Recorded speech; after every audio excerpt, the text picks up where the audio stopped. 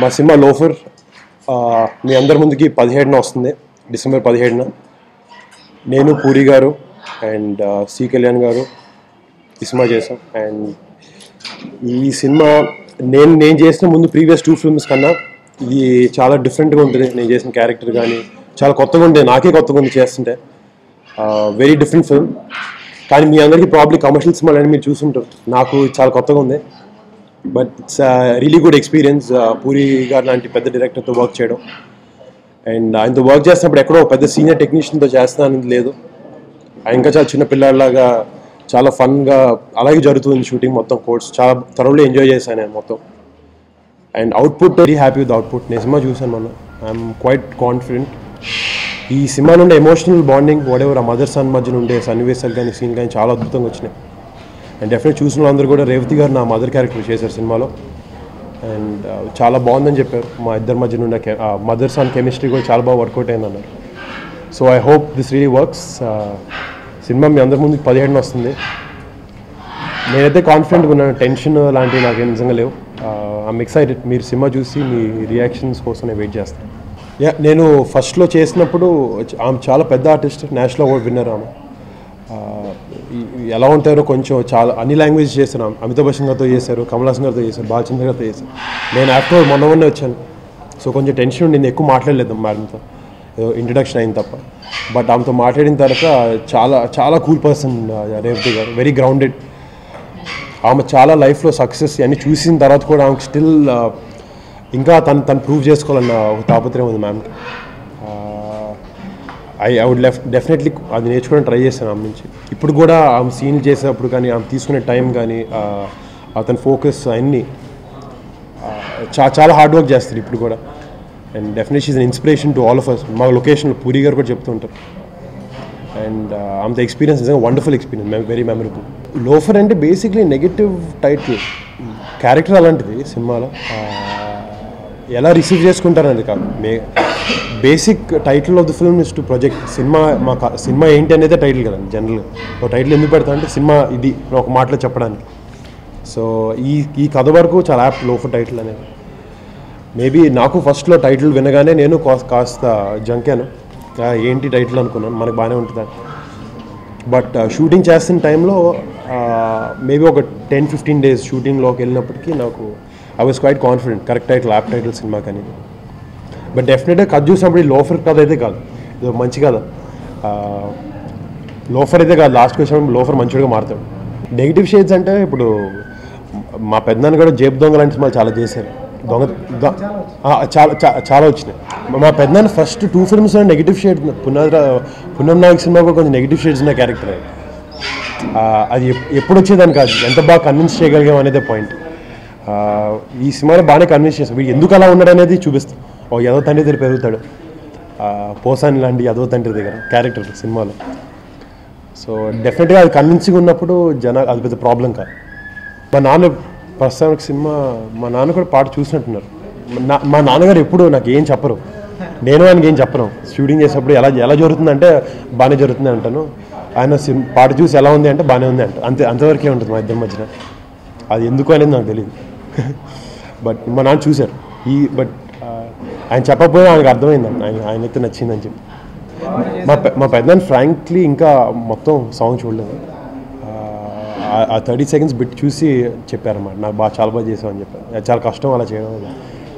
But very happy. ఆయన నుంచి confidence రావడం, ఆయనే నా ఇన్స్పిరేషన్. ఆయన చూసే పెరిగాను. చిరంజీవి గారు హార్డ్ కోర్ ఫ్యాన్. అంటే Puri garu typical hero and he's known for that. అందరూ పూరి గారు హీరో అదొక ఎపిటోమ్, బ్రాండ్ ఇమేజ్ లాంటిది, ఒక బ్రాండ్ పూరి హీరో అంటే. I'm lucky to be Puri's hero. ఒక డెఫినెట్ ఒక చిన్న ఇమేజ్ చేంజ్ ఓవర్ వస్తుంది. అది బనియానికి వచ్చింది. ఆ టైంలో బాబాయ్ గారు కూడా మంచి లవ్ బాయ్ కూల్ రోల్స్ చేస్తున్నారు. బద్రీ ఒక రఫ్ క్యారెక్టర్ లాంటివి చేశారు.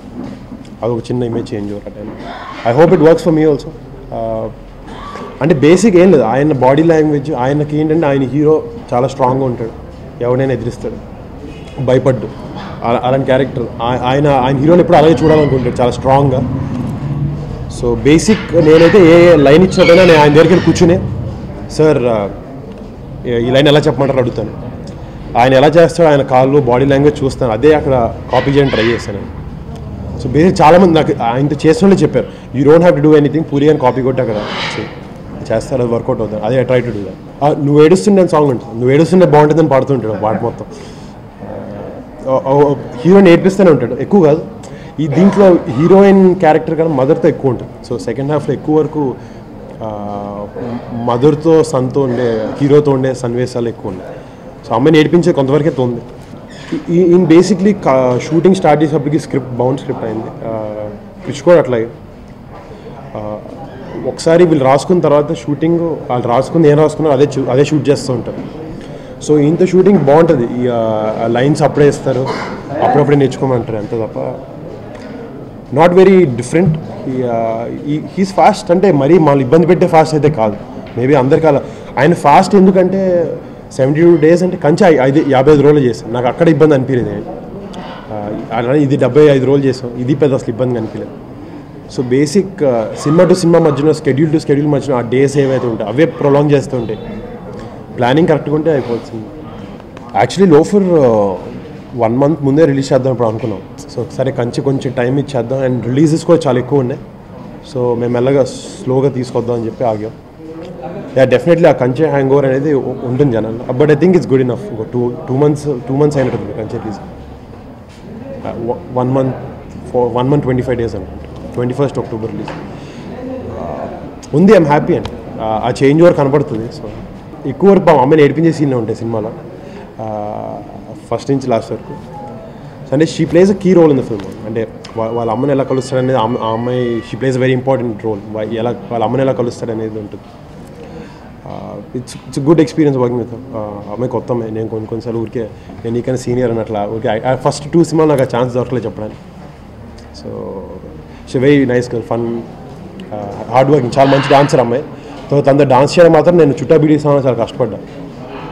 ఆమె చాలా ఫాస్ట్గా వేస్తూ ఉంటుంది, నేను బాగా ట్రై చేశాను కొంచెం చేయడానికి. ఈ సినిమాలో నేను చెప్పిన డైలాగ్ నాకు రేవతి గారు చెప్పే డైలాగ్ చాలా ఇష్టం.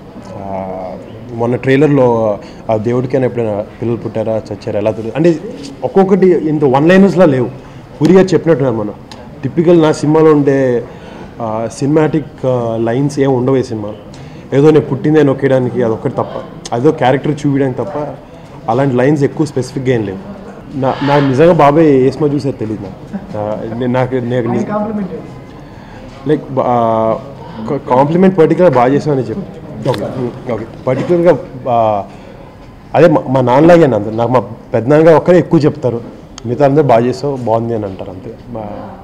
మా పెద్దనాన్నగారు మాత్రం వాళ్ళు ఎక్కువ చెప్పారు నాకు ప్రతి సినిమా ఇలా చేస్తే బాగుంటుంది ఇలా చేస్తాం. ఈజ్ లైక్ ఆ మెంటర్ అనమాట మా అందరికీ.